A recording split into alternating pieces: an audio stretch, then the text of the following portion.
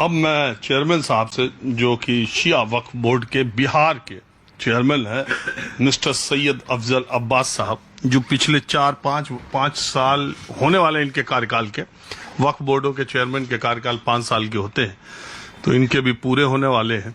वैसे ताल्लुक ये जेडीयू से रखते रहे हैं और नॉमिनेटेड वक्फ बोर्ड के चेयरमैन है शिया। इलेक्टेड है, इलेक्टेड चेयरमैन, इलेक्टेड है, इलेक्टेड है।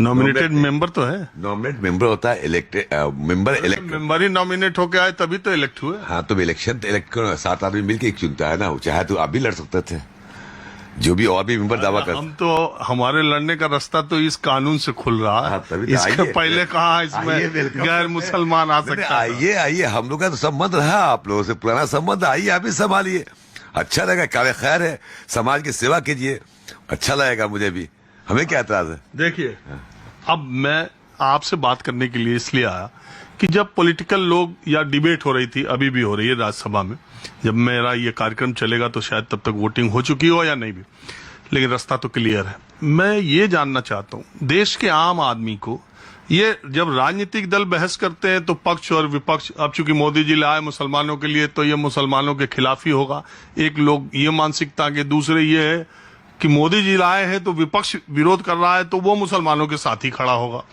तो ये सारी हिंदू मुसलमान की डिबेट से परे 9 लाख एकड़ से ज्यादा जमीन, और जिस पे राज वक्फ बोर्डों के चेयरमैन और आप जैसे लोग काबिज बैठे हैं, जिम्मेदारी जिनके ऊपर है बोर्डों की, उनसे मैं जानना चाहता हूं, खास करके शिया।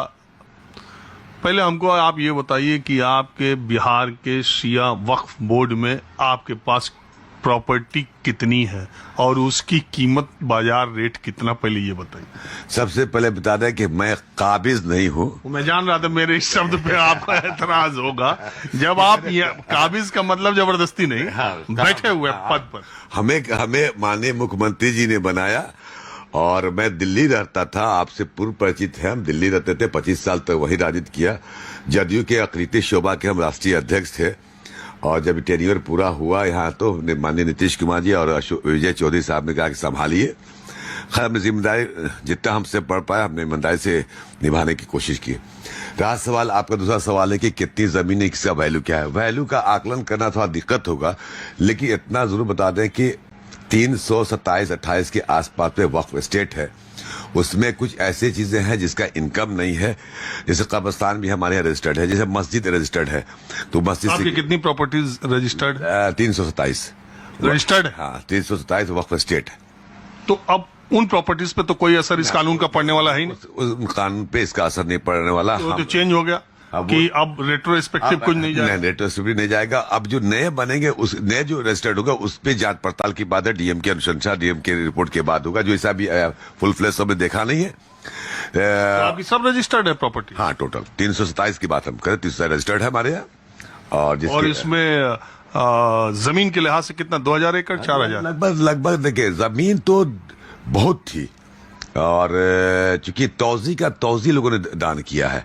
इमामबादी बेगम वक्फ स्टेट, जिसके अभी मतवल्ली से आप बात करते, जो वक्फ बोर्ड के मेंबर हैं, इनकी भी हजारों एकड़ में जमीनें थी, लेकिन कहिए या कि जमाने के हालात, उसमें इंक्रोचमेंट हुआ, बहुत लोग की नेग्लिजेंसी भी रही। तो हमें लगता है कि अभी भी 2000 एकड़ से कम जमीन नहीं होगी। सुदूर देहात में भी, गांव में भी है, शहरों में भी है। अब हमारा जहां तक है, 50,000 करोड़, 1 लाख करोड़ के आसपास पहुंच जाएगा। 50,000 करोड़ से तो कम नहीं। देखिए, अगर सही इसका इस्तेमाल किया जाए, हम तो कह रहे जितनी जमीनें हमारे कब्जे में नहीं है, जिसका ठीक कहा हमारे नजम साहब ने कि मोटेशन नहीं हो पाया है, जहाँ बंदी कायम नहीं हो पाई है। आप सिवान, मेरा पैतृक होम डिस्ट्रिक्ट तो मेरा छपरा है, लेकिन सिवान भी कभी छपरे में था। वहां पे एक वक्फ स्टेट जो पटना के मुबारक अली की वक्फ स्टेट, शायद 35 है, गालबन 35 नंबर वक्फ स्टेट है, उसकी जमीनें 150 एकड़, 150 बीघा जमीन एक ही जगह है। और बार बार मैं डीएम साहब को पत्र लिखा, हमने डीडी से बात किया, आपको हमारी जमीन है, रजिस्टर्ड जमीन बोल भी रहा, खतियान बोला, सब कुछ बोला, उसका मोटेशन करा दीजिए ताकि उसका हम यूटिलाइज कर सके। तो कहीं ना कहीं हमको भी प्रशासन, जो निचले स्तर पे जो सपोर्ट मिलना चाहिए था वक्फ स्टेट को, वक्फ बोर्ड को, उतना नहीं मिल पा रहा। लेकिन अभी बता रहे हैं कि अगर सही माने में राजू जी, अगर जो जमीनें हमारी है वो हमारे हवाले हो जाए, और विवादित जमीन तो अलग है, जो ऐसे भी हम रजिस्टर्ड हमारे कब्जे में नहीं है, वो जमीन आ जाए तो 50,000 करोड़ की प्रॉपर्टी तो अभी हमारी ऐसी पड़ी हुई है। 300 से 400 एकड़ जमीन यहाँ पे राजगीर में है। दरभंगा में पूरा तौजी का तो 200 एकड़ ज्यादा वहां पे होगी। सिवान खुद मैं बता रहा हूँ आपकी 150 एकड़ हम खुद बता रहे हैं आपको। मैंने सुना ये डाक बंगला जो पटना का सबसे हलचल वाला मार्केट वाला इलाका है, वहां भी आपकी बहुत जमीनें हैं, कई 100 करोड़ की कोई बता रहा। बिल्कुल सही कहा। डाक बंगला चौराहा एकदम पूरा, चूंकि शिया वक्फ बोर्ड इमाम हसन इमाम वक्फ स्टेट की प्रॉपर्टी थी और जिसपे हम लोगों ने दावा किया कि इलीगल तरीके से उसको बेचा गया या उस पर इलीगल तरह से कब्जा करके बनाया गया। हम लोगों ने वक्फ बोर्ड ने उसकी लड़ाई लड़ते हुए एक एक्ट है 52A 52A में हम लोगों ने डीएम को भेजते हैं कि पेपर मेरा है, ये मैं देखिए आप और इसको खाली कराइए। तो उसमें कई हमको लगता है 4-5 हजार करोड़ की तो अभी जमीन कब्जे में है और उस पर केस चल, हमने नोटिस भिजवाया डीएम ने। तो उसमें प्रोविजन है कि 30 दिन के अंदर में आप जो एग्रीव है वो जा सकता है कोर्ट। तो ट्रिब्यूनल गए हुए हैं, तो अभी सब जुडिस मामला है। अब फैसला किसके हक में आता है वो भविष्य की। तो वो जो इलीगल ऑक्यूपेंसी है, हाँ। वो वक्फ बोर्डों के मिले लोगों से, मुतवल्लियों की कारगुजारियों की वजह से हुआ, कैसे हुआ? देख, कहीं ना कहीं कुछ कमियां तो जरूर रही हैं।